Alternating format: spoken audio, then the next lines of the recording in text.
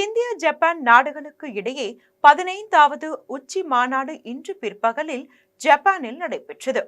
இதில் கலந்து கொள்வதற்காக பிரதமர் நரேந்திர மோடி நேற்று இரவு டெல்லியில் இருந்து புறப்பட்டு சென்றார். இன்று அதிகாலை அவரது விமானம் மூலம் டோக்கியோ சென்றடைந்தார்.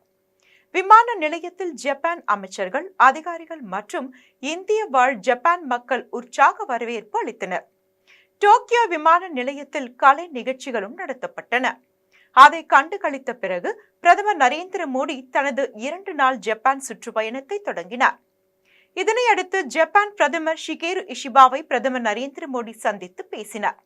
இந்த சந்திப்பின் போது இந்தியா ஜப்பான் இடையே வர்த்தகம், உள்கட்டமைப்பு உள்ளிட்ட துறைகளில் முக்கிய ஒப்பந்தங்களும் கையெழுத்தாகியுள்ளன. பின்னர் இரு தலைவர்களும் கூட்டாக செய்தியாளர்களை சந்தித்தனர்.